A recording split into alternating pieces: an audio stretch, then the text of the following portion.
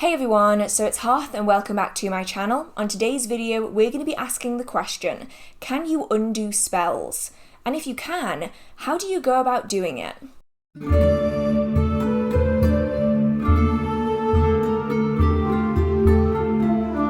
Whether or not you can undo spellwork and ritual is one of the most commonly asked questions, and I found that in most books on witchcraft they don't actually talk about how to undo spellwork and ritual, and it leads to beginners and advanced practitioners alike having similar questions.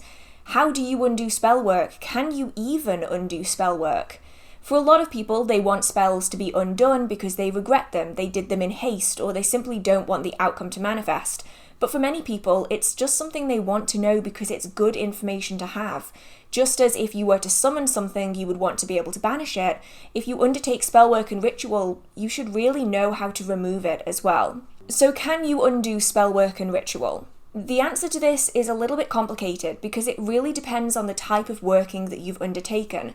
There are definitely ways to undo spellwork and ritual, but which ways are going to be the most effective is going to depend on the type of working that you did, whether you have physical items left behind. Was it a short-term working or a long-term working? Was it aimed at yourself or at someone else? There's a lot of options when it comes to spellwork and ritual, which is probably why very few books touch on how to undo spellwork, because it's so varied depending on what it is that you've undertaken. So the answer to the question is kind of yes and no. In many cases, you can undo spellwork and ritual if you need to, but in some cases, it might be more effort than it's worth, and you might want to take a different approach. When you're trying to essentially neutralize your spell, you might find that it's easier to do counter workings rather than go through the process of actively trying to undo that working. So why might you want to undo spellwork and ritual? I know a lot of you out there are probably thinking the same thing. Why do a working if you're just going to undo it? But the whys are going to vary person to person. You might find that people will undertake spellwork and ritual when they are highly emotional, and when they have calmed down from that emotional state, they might then regret the working that they've done. They might find that they no longer need that working anymore because what they've wanted has already manifested and they don't need any extra energy out in the universe when they don't need it anymore. You might find that the working that they did no longer applies to their situation, and it might not have fully manifested yet, and so they want to nullify that working so it doesn't fully manifest because it's no longer required in their life. You might find that a working has backfired. This is quite rare, but it can happen, and in which case you might want to nullify that spell so it no longer has a negative impact on you and your life. You might also find that that working is simply no longer required in the life of another person. If you did a working for someone, they might turn around and say, actually, I no longer need that working, and you will then need to undo that working. Or you might have a long-term spell going and you simply don't need it anymore, and so you're going to want to remove it. There's so many different options out there, and I always think it's good to have the information in case you ever need it. It's not something you ever want to do, and I would always recommend before doing any kind of spellwork and ritual that you do a lot of hard thinking beforehand. Make sure it's what you want to do. Make sure that the way you're doing it is appropriate to what you want. Make sure that it fits in with your morals and your ethics. And also, I would recommend doing some kind of divination beforehand to make sure that the kind of working that you're doing is going to manifest in the way that you want. Because you might find that you do a working and it doesn't manifest in the way that's appropriate. You might do a working and find that it doesn't manifest at all because the way you've done it, the approach that you've taken hasn't been right. And if you'd have done any kind of divination beforehand, whether that is through dreams, through tasseomancy, through tarot cards, through runes, whatever it might be, by doing that divination beforehand, you might find that you won't need that working, or you should take a different approach, and then that's going to equally assist you in limiting the number of spells that you need to undo. In my time as a practitioner, I've never had to undo a working for any reason other than that it simply wasn't required anymore. I might have had long-term workings going on a particular aspect of my life, and once that aspect of my life is no longer present, such as study or a job or a relationship, then I will undo that working because it's not going to manifest because the thing that it was going to manifest on isn't present anymore. But I never know what's going to happen. One day I might undertake a spell that I really regret or that goes really wrong, and so having this information is really valuable. It doesn't mean that you have to use it.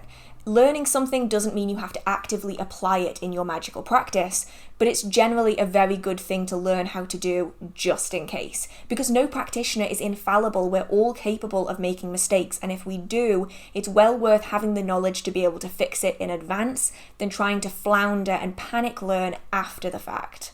So how do you undo spell work and ritual?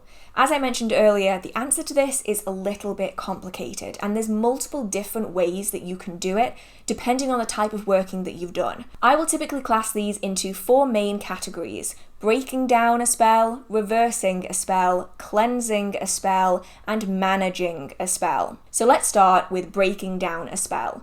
This is something that you're going to be doing to remove that spell energy if your spell is based on physical items. For instance, if you've used a bag, a poppet, a witch's ball, a witch's bottle, spellwork and ritual that is focused on a physical item. These items are the vessel for that energy. They're also the representation, the symbolism behind that spell and ritual. And so essentially they are the catalyst. They are the item that holds this spell together.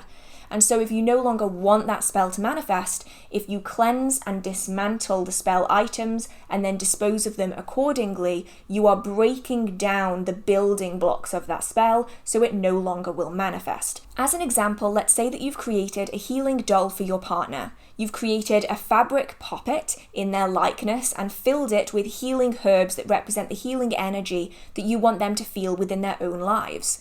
Inside, there might also be tag locks and other items of representation before it's finally been sealed and worked on, say, every night for a month. Once that working has manifested, your partner is now healed, you no longer need that spell to continue going. Now, breaking down this spell is not going to remove all of the positive things that it's brought, it simply stops the spell from continuing. So once your partner is healed and they no longer need the doll, you can then undergo the breakdown process.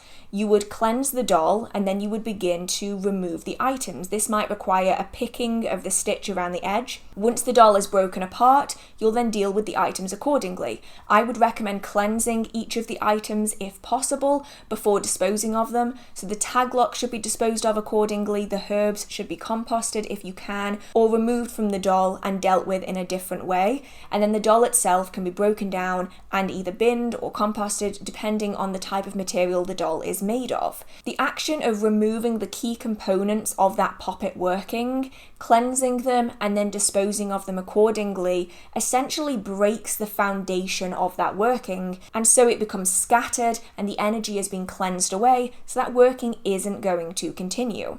If, for instance, you've created a witch's ball and you no longer need it and you want to dispose of it, you would essentially deconstruct that witch's ball, take out all the items that you've added into it, cleanse them, dispose of them separately. You've broken the building blocks of that working, you've cleansed away any of the excess energy, and so that working is no longer going to manifest. And with most workings that have a physical component, this component is the central core part of that working that you are energizing. This breakdown approach is exceptionally useful, and you can do this with bags, dolls, witches' bottles, witches' balls, anything like that that has a physical central component. This is the technique that I would use for undoing that working. You are breaking down the foundation, the building blocks of that working, so it no longer has anything to attach to, and ultimately that working will no longer continue to manifest. This technique, however, will usually not reverse a spell. It simply stops it from continuing. So any of that energy that's already starting to manifest, you're going to have to deal with in a different way. And we're going to be talking about that later with the cleansing and the management portion of this video. Not all spells and rituals are going to have a physical component that's central to that spell or working. And so you can't break it down as you would a spell jar or a witch's ball. You're going to have to do it slightly differently. In spells that are primarily verbal, you're going to have a harder time undoing that working because you can't simply dismantle the items. You're going to have to physically undo that working. Now, the way that I was always taught to do this was to do the spell backwards, and I mean entirely backwards. We're talking about any words that were said need to be said backwards, and you need to undertake the working in a reversed fashion. Now, for me, in the occasions that I've done this, not only has it stopped that working in its tracks, but it essentially rewinds it. So you aren't just stopping the energy from manifesting any further, you're actually entirely undoing the work that you've put in.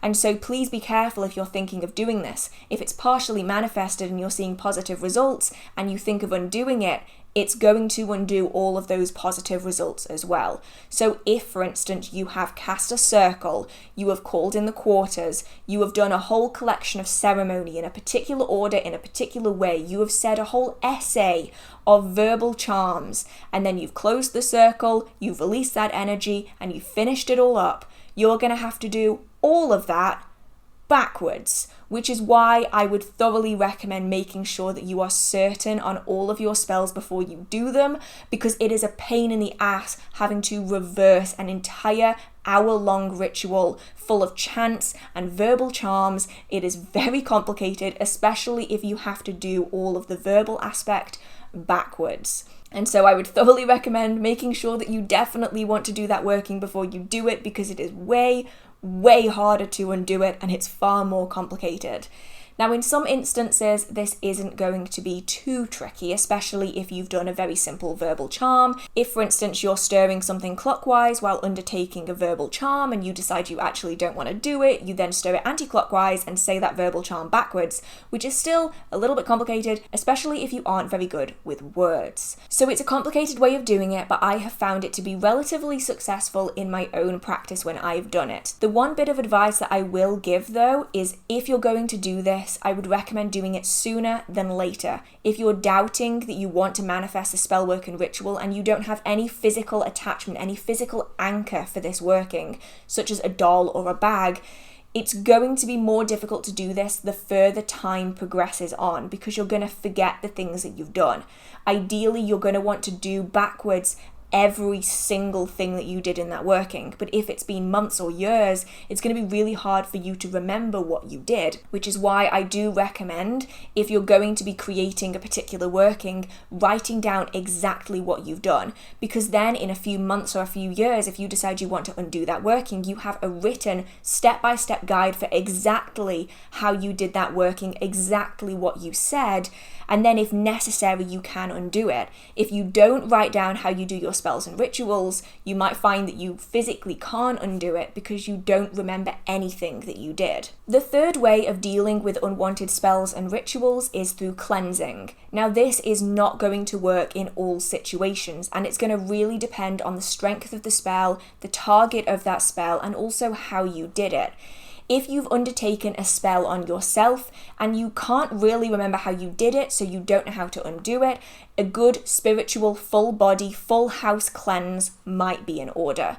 For smaller spells and rituals, you might find that a cleanse is really all you need to remove the energy from your energy field. In many cases, when you undertake spellwork and ritual, you are raising energy, attaching on your intention, and releasing it into the spiritual plane, where it then trickles down from the astral into the physical. If you're working on yourself, this is relatively easy to resolve because it's going to be in your energetic field, it's going to be in your astral, your spiritual field. And so, a really good, strong, spiritual personal cleanse, as well as cleansing your house and your space, could be enough to shake off that energy so it no longer manifests. I would recommend doing a spiritual bath, a spiritual shower. You can smoke cleanse if you like. I really like using rosemary for this. Rosemary and mugwort are really good, but it's going to entirely depend on who you are, your culture, your tradition, your background, what you have available to you, etc. I really like doing this, as well as cleansing my space. And especially when it comes to cleansing a space, I really like using rosemary because it doesn't create a spiritual vacuum. At least in my experience, it doesn't create a spiritual vacuum, which is what some plants can do if you do use them to smoke cleanse. Now, by doing this, you're essentially going to be dissipating the energy that you've placed on yourself. And by doing this, it's no longer going to be able to manifest. If you've undertaken spell work and ritual onto someone else who knows about it and who no longer wants that working, then they can do the spiritual cleanse on themselves, or you can do it for them by being around them and doing the cleanse for them. This becomes considerably more difficult, however, when you've done a working on a space that isn't yours, a person who doesn't know that you've done that working, and a situation that isn't solely in your area. So it's a situation that involves more than one person.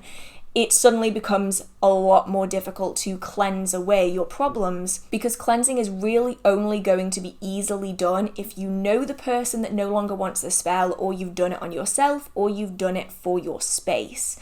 Once you get beyond things that belong to you, that are easy to access for you, you're going to have difficulties cleansing away the problem, and you're going to need to use another technique, either techniques that we've spoken about or the management technique that we're going to be talking about next. Now, management is essentially not undoing spellwork and ritual.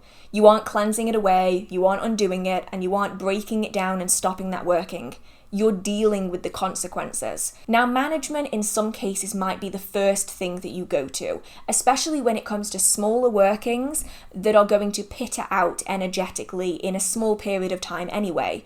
But if you're doing big spells, you might want to try another technique before you resort to management, because sometimes management requires doing a whole bunch of steps that are relatively unnecessary if you can just undo that working. Now, management is essentially the thing that you do when you realize there's no point in undoing a spell, there's no way to undo the spell, I'm just going to have to deal with the consequences. It's just mitigating the damage. Now, when it comes to management, there's a couple of different things that you can do. You can directly undertake a working that counters your original working. So for instance, if you've done a spell on your friend to help them attract new people into their life, and they're feeling thoroughly overwhelmed and there's too many new people and they don't know what to do, if you do a spell that makes them not very appealing for people to interact with, not attractive to new people, not desirable for new people to interact with them, but you make it too strong, you might not only counter the working that you did originally, but you might make them tremendously unlikable.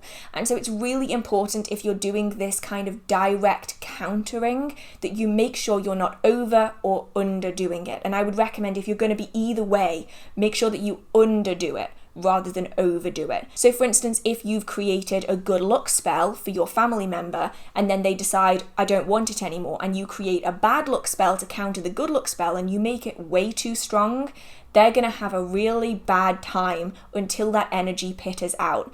But if you don't do it quite as much as the good luck spell, they're just not going to have that much good luck, but they're also not going to have bad luck either. So if you're going to do the direct countering, it's a fine balance between too much and way too little. And if you're going to go one way or the other, make sure that you do too little rather than do too much, because otherwise that working could go even worse. And that's really not what you want. Now, another approach that you can take is, instead of directly countering that working, you're simply going to boost up other areas of their life or your life so that that working doesn't seem to have such a strong effect. So for instance, if you did a working on yourself that allowed you to get a promotion, and now you're finding that you're drowning in work, you have no time to do anything other than work, you might want to undo that spell.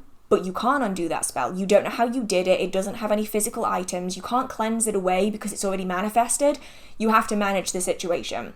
If you're finding that you have no time to do anything in your life, you might then want to adapt other workings to really improve that situation. You might want to be working some communication spells so that you can interact with your manager and come to a conclusion that gives you a little bit more free time, whether that involves you working a little bit more from home, or whether it's spreading out your days a little bit more so you aren't spending 3 12-hour days in the office. Maybe spreading it out so you spend fewer hours in the office over more days. A communication working, as well as a relaxation working, might help to really calm you down and calm the situation down. You're essentially having to do more workings, but ultimately you are managing the situation that you've created by the working that you can't undo. Now, typically for me, this is my last resort. If you're directly trying to counter a spell, you might find that you really overdo it and you make it even worse, which is really not what you want. And if you're having to do 7 other spells just to balance out the one you already did, that's not ideal either. So if you can undo a spell, break down a spell, or cleanse away a spell, then I would recommend it as being preferable to having to manage it if that management is going to take 10 times the amount of work. But ultimately the question is, do you need to undo spellwork and ritual. Sometimes you really do just have to bite the bullet and say, okay, I made a mistake, I'm not going to do that again, I'm just going to deal with the outcome. And in which case, it could be a chance to just sit back and just watch it unfold. And it's a lesson learned. Once you know not to do that, you're then not going to do it in the future. But in many cases, you might not actually need to break down or undo a working at all. In some cases, spells and rituals that have a physical item that requires energizing can go dormant. If, for instance, you have a poppet to help keep you calm during exams, between exam seasons, you don't need that poppet. You don't need to break the poppet down every time, you just no longer energize it. If you're no longer adding energy into that working, it's no longer going to manifest, and so you can then use that doll sporadically as and when you need it by simply re-energizing it every time you need its assistance.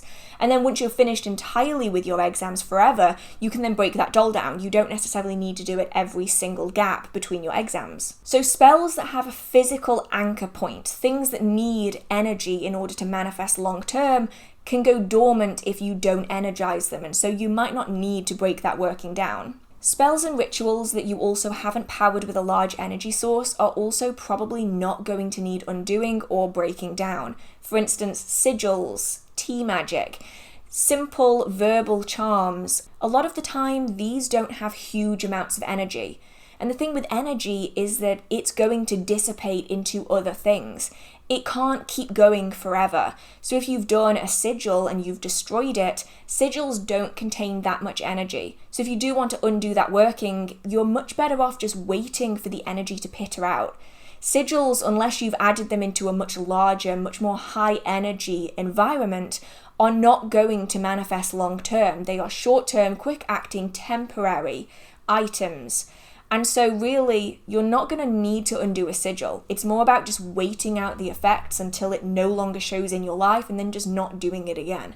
Especially when it comes to simple charms, tea magic and the like, it's probably worth just waiting it out. It's going to be way more effort to try to undo that working than it is just to sit it out and hope for the best.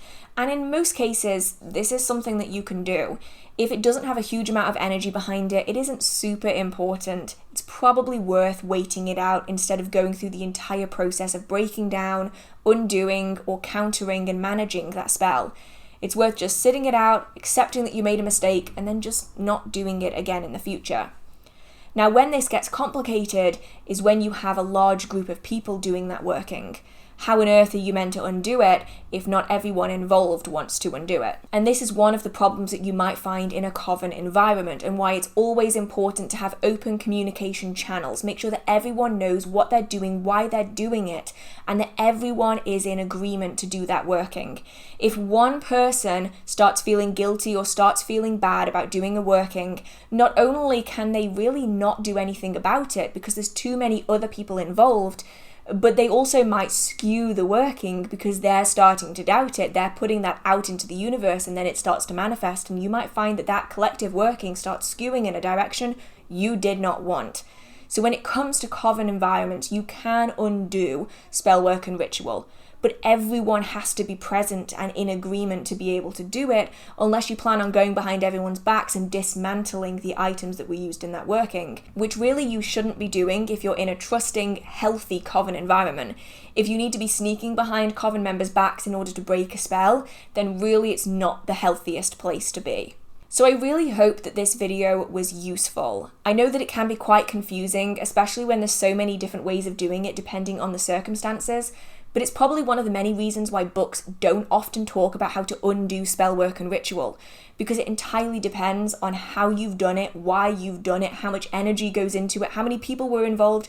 There's just so much that goes into spellwork and ritual that I guess books don't really touch on it, and I've actually rarely seen a book touch on it. Most of the information given in this video is from my own personal experiences, as everything on this channel is. It might not work successfully every time, and it might not work for every working or every person, but these are the techniques that work well for me. And hopefully if you are in a pinch and you do need to undo, reverse, break, cleanse or manage spell work and ritual that you no longer want, I'm hoping that this video might give you at least a little piece of advice that you're going to find useful. I would recommend checking out other people who've done similar bits of information, whether that's blogs or podcasts or YouTube channels or books, if you can get more information from other places so that you can trial and error something that works well for you. I would recommend it, because obviously this is only my experiences of my practice with my style of practice, and not everyone is going to have the same style as me, so things might not work out quite the same. But I hope that if you are in a difficult situation, this will have some insightful information in it that might help you in even the smallest way. So I hope that you did enjoy this video. If you did, feel free to give it a like. It really means so much to me. If you do have any questions, comments, concerns, video ideas, or want to chit chat with the community, feel free to post a comment down in the comment section. And if you do enjoy the magical content on this channel or in this video, feel free to hit subscribe. I try my best with magical content every single week. So I hope you're staying safe. I hope you have a marvelous magical day, and I will see you in the next video. Bye! Am I wrestling with this? Yes. Yes, I am. Am I still failing? Yes. Yes, I am. Please? Please? Okay, cool. Cool. See, now you can see it. I'll move that way a bit. Thanks, Babs. Right.